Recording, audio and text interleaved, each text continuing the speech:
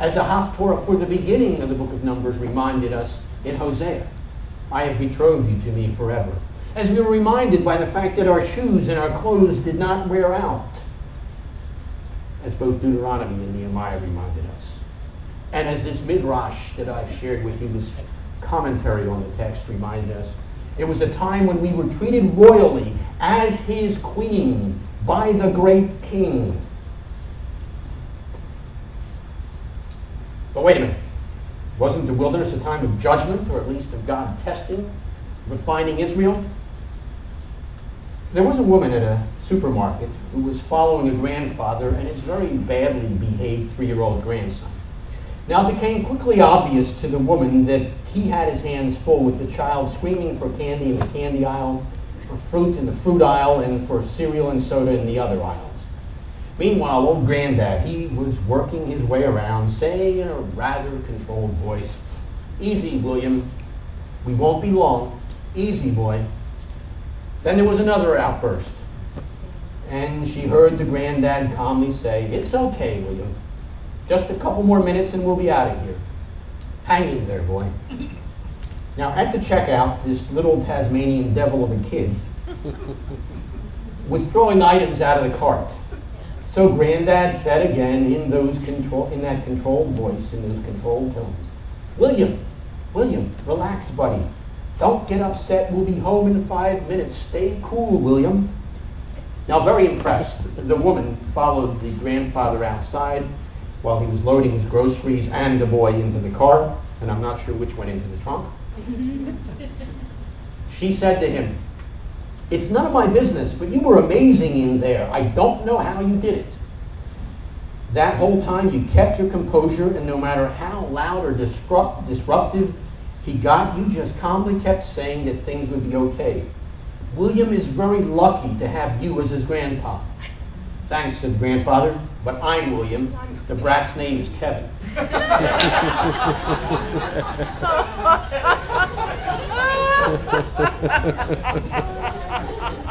Perspective, friends. Perspective.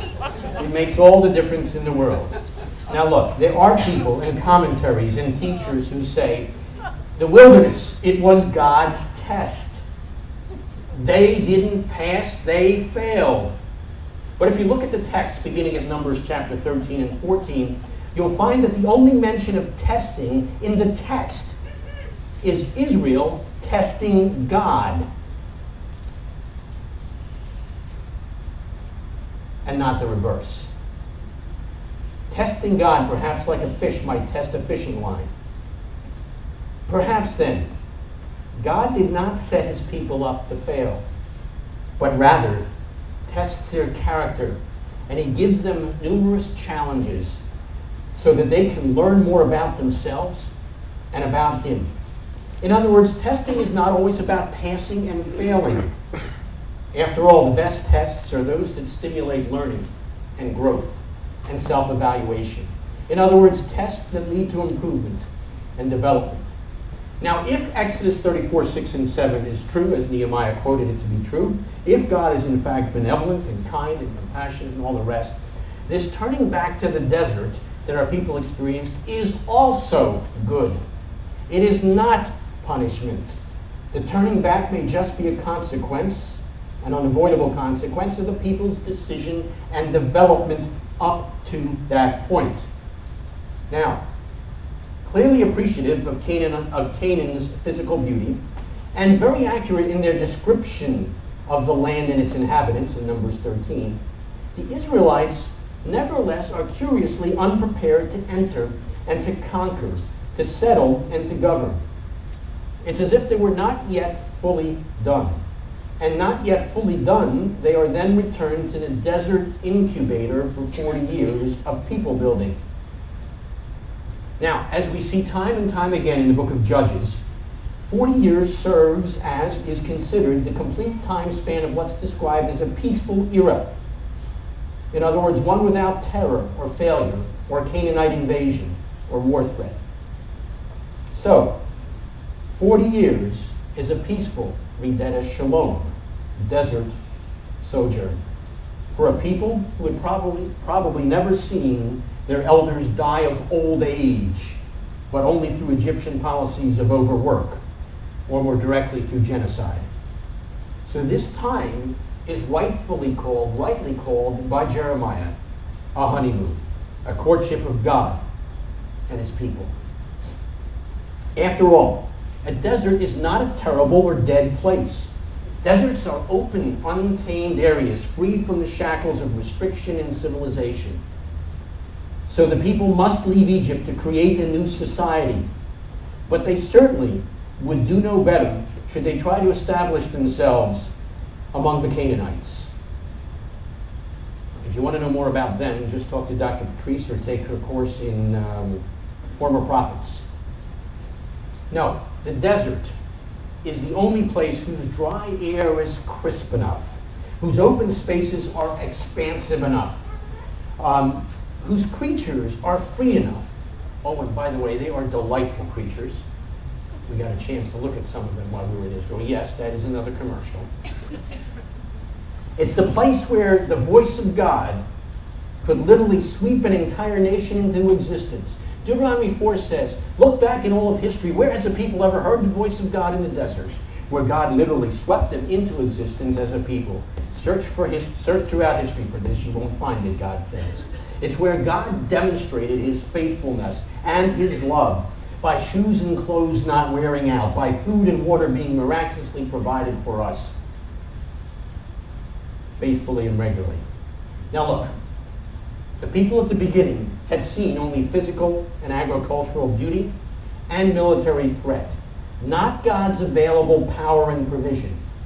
The next 40 years of this honeymoon experience would train them to look for God's commanding presence and provision as he promised, beyond and behind the surface elements.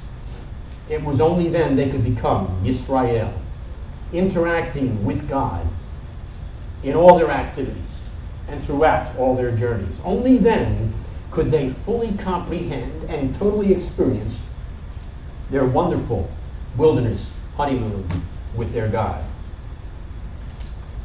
As this text that Gary read for us reminds us, again, the Lord spoke to me and said, go and shout this in Jerusalem streets. The Lord says, I remember how eager you were to please me as a young bride long ago, and how you loved me and followed me, even through the barren deserts. As for our ancestors, as the daily prayers remind us, so also for us. A story is told about the Maggid of Mezerich. A Maggid is, roughly speaking, a storyteller, a biblical storyteller. Once his son came running to him in tears. The Maggid comforted his son and asked him why he was crying. The child began to explain that he had been playing a game of hide and seek with his friends. He and all his friends were hiding. They remained in their hiding places for a long time, thinking they had hidden themselves well, and the person who was it was unable to find them. But eventually they got tired of waiting. They came out of their hiding places and found out that they had been wrong. The one who was it was not even there. He had played a trick on them. After they went into their hiding places, he just went home instead of searching for them. That was why the Maggid's son and his friends were crying. Now, when the Maggid heard this story, he too began to cry. His son asked why he was crying. The Maggid told him that God has the same complaint as his son and his friends. Frequently, we begin our services with one of the Mizmorim HaShabbat, Psalms for the Sabbath day. Psalm 95 recalls the wilderness experience as we read, the Lord our Maker, he is our God. We are his sheep, and he is our shepherd. Oh, that you would hear him calling you today and come to him and go with him through this wonderful wilderness experience. It's your turn to respond. Take the next minute or so in quiet reflection and response.